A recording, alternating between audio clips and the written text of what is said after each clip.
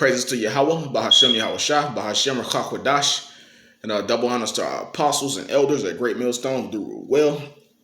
And salute, man, to you sensitive brothers who push this truth week in and week out, man. Y'all brothers stay strong. We almost home. And, yeah, man, quick lesson on Ezekiel 37 chapter, in between like the 16th verse on down to the very end. People ask us, why do we have this 12 tribe charts? And I would like to do some edification on that. And this is also for you dudes out there who think that only all the 12 tribes are just black people. And you're partially right, because you're semi-right, because when you look at all those Latin tribes, those are all darker skin tone people at one point. It's just throughout the generations, all the mixing, man. The mixing and the mingling with Esau and mixing and mingling with these other nations. Now, the people you know as Latins today look the way they look. But they still Israelites. They still have that spirit of Israel. They're Israelites, man. It's bloodline. If they lineage come from Judah, Benjamin, Levi, Simeon, Zebulun, Ephraim, Manasseh, Gad, Reuben, Naphtali, Asher, Issachar, then they Israelites, man. No matter how you trying to slice it or cut it or whatever, man. Of course we have tares amongst our people also, man. Edomites who look like our people, but the Lord gonna weed them out, man. The Lord ain't dealing with them. He gonna burn them, But I'm gonna go straight into it. Ezekiel 37:16. It says, moreover, thou son of man. Hold on. Okay, moreover, thou son of man, take thee one stick and write upon it, for Judah and for the children of Israel, his companions. Then take another stick and write upon it, for Joseph, the stick of Ephraim, and for all the house of Israel, his companions. And join them one to another into one stick, and they shall become one in thine hand. Exactly. And that's part of the reasons you see the 12 tribes charts out there, man. The brothers got the 12 tribes charts. The Lord told us, hey, put all this on the stick, man, or on the board. However you're going to do it. Put it all on one board. Judah and his companions, the Israelites, and Ephraim and his companions. Basically, northern kingdom and southern kingdom, man. All the tribes. Put them all on one stick, because that's symbolic of how all Israel is going to be brought back together anyway. And you're seeing that. You're seeing shades of that, man. You see it heavy now. Of course, you still got that animosity and a lot of that racism and envy also in between the tribes. You got Issachar at war with Jake in LA, and and you go to a lot of these Latin tribe countries, you see how the lighter skinned Latinos kind of discriminate against, not kind of, but a lot of them discriminate against the darker skinned Latinos. So a lot of those darker skinned Latinos came over there later, came over to so-called Latin America later on them ships, man. Them slave ships. So you see you got that, but that big rift between Northern Kingdom and Southern Kingdom. But there's a big rift in Israel regardless, man. Yeah, our people, we can be tribal at times. There's a lot of tribalism going on, but at the end of the day, we all one people. We one blood. We all one nation with one race. We all descend from Abraham, Isaac down to Jacob, man. The animosity is a part of us being lost. It's all a part of us being lost and not knowing who we are and how we should govern ourselves. So, Ezekiel 37:17, and join them one to another into one stick, and they shall become one in thine hand. And when the children of thy people shall speak unto thee, saying, wilt thou not show us what thou meanest by these?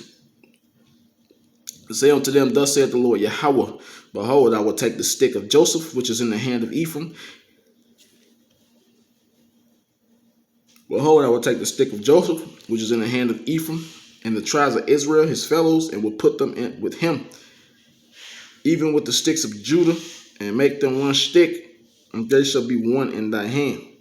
And the sticks whereon thou writest shall be in thy hand before their eyes. And say unto them, thus saith the Lord Yahweh, behold, I will take the children of Israel from among the heathen, whether they be gone, and will gather them on every side and bring them into their own land.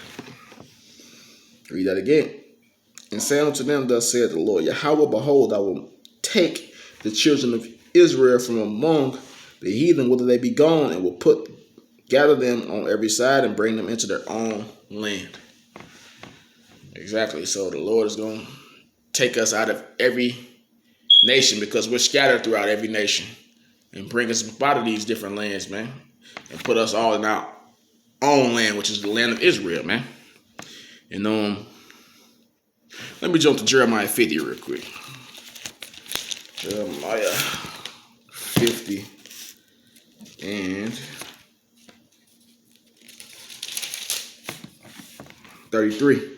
Thus said the Lord of hosts, the children of Israel and the children of Judah were oppressed together, and all that took them captives held them fast. They refused to let them go.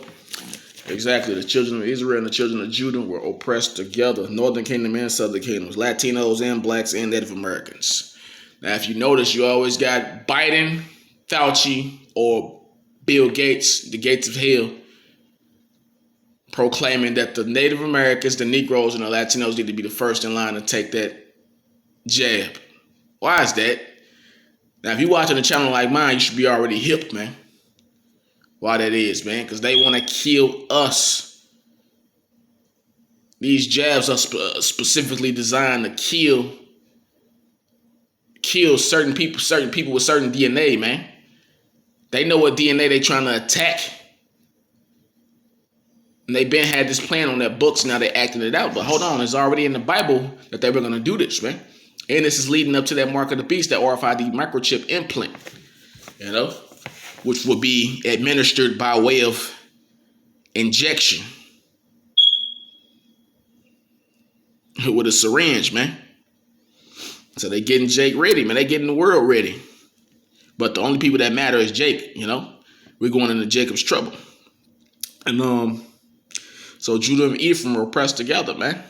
The Negroes, that's why when you go in the ghettos of America, who do you have there? You have so-called blacks, you have Latinos, and you have Native Americans. You don't see East Indians in the ghetto unless they got a store in the ghetto. You don't see Chinese in the ghetto unless they have a store in the ghetto. You might see a few Edomite stragglers, a couple of two-time losers, but some of them could be Jake, We're oppressed together. How did Esau get this land? By way of slaughtering the people who you know today as the Latinos and Native Americans. Who did he bring over here to serve slavery? You so-called Negroes. We were oppressed together, man. Well, I think y'all got cultures that are very, very similar, even though you might have a different flavor, different accents, all that other stuff. It might be a different twist to but everything is similar, man, because we the same people, man. That's why we were oppressed together. We were serving our judgment together. We was going through hell together. And I'm going to keep it in Jeremiah 50, but I'm going to jump back to the 4th verse. It says, in those days and in that time, saith the Lord, the children of Israel shall come, they and the children of Judah together, going and weeping.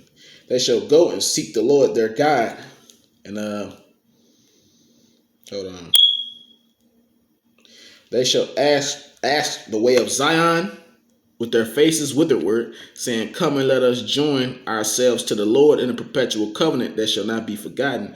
Exactly. And history repeating itself, and this is what's happening now. Our people, hey, come and let us join ourselves to the Lord in a perpetual covenant that shall not be forgotten. A lot of our people in the spirit are saying this, man. But 2/3 of our people just going to be smoked. Some of them are saying, let's join ourselves to a covenant that will not be forgotten. But they going into some other shit, man. Pan-Africanism, Foundation of Black Americans, Brown Pride and Brown Lives Matter, all this other bullshit, man. But it says, my people have been lost sheep. Their shepherd have caused them to go astray. They have turned them away on the mountains. They have gone from mountain to hill. They have forgotten their resting place. Exactly. Who was our shepherds? The so-called priests, so-called scribes and the Pharisees. Now you got the priests. Now you got today our shepherds are these so-called pastors or whatever, man. But now, really, Esau's our shepherd today. The word shepherd is just short. It means sheep herder. Esau is the one herding the sheep, man. And he's causing us to stray farther and farther and farther away from the Most High. But one thing he's pissed about is a lot of us are coming closer and closer and closer to the Most High, getting ourselves right, man, adorning ourselves, preparing ourselves for the marriage. For the marriage, man, which the Lamb is coming to save his people and bring them back to the Most High for that marriage, man. And who is that Lamb? Yahweh Shah. And it says, verse 7, all that found them have devoured them, and their adversaries said, we offend not, because they have sinned against the Lord. All that found them have devoured them, and their adversaries said, we offend not, because they have sinned against the Lord, the habitation of justice, even the Lord, the hope of their fathers. But at the end of the day, the nation's still going to get judged, man. Our adversaries, they think that they offend not because our people were under sin at the time, but they still going to get judged, man. Even though the Most High did send them to put their foot in our ass because we were under sin at the time, you know, that we was all about the flesh, but they still going to get judged, man. You know, and let me see where we at. Yeah, man, we want that new covenant. Matter of fact, Hebrews 8:8 real quick. Hebrews 8:8.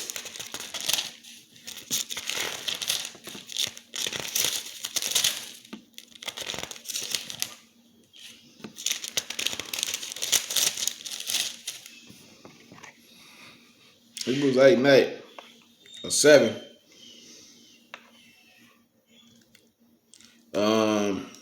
For if that first covenant had been faultless, then should no place have been sought for the second. But finding fault with them, he said, behold, the days come, saith the Lord, when I will make a new covenant with the house of Israel and the house of Judah. Northern kingdom and southern kingdom, man. Yeah, some people act like the Lord just did away with the northern kingdom, man. He said he's gonna make a new covenant with the northern kingdom, Israel, and the southern kingdom, Judah, man. And it says, okay. Not according to the covenant that I made with their fathers in the day when I took them by the hand to lead them out of the land of Egypt, because they continued not in my covenant, and I regarded them not, saith the Lord. For this is the covenant that I will make with the house of Israel after those days, saith the Lord, and I will put my laws into their mind and write them in their hearts, and I will be to them a God, and they shall be to me a people. Exactly, man. So the new covenant is going to be Judah and Israel, man. So we brothers, man. We brothers, and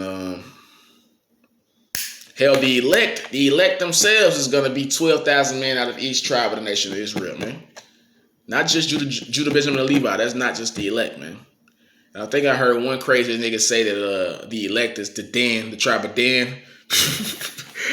So I'm gonna jump to Revelation 7 real quick, man. You know, Revelation 7. You know, yeah.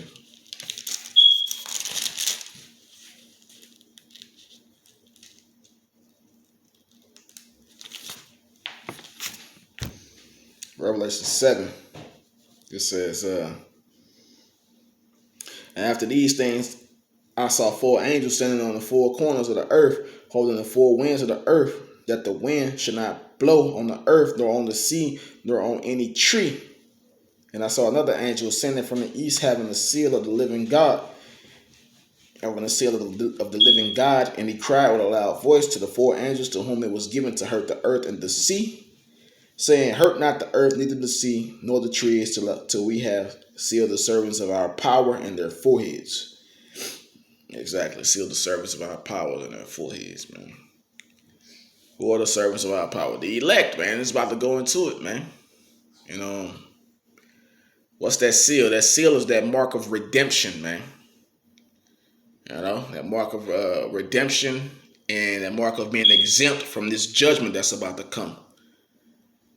Being sealed, being saved, man. You know, being redeemed. And verse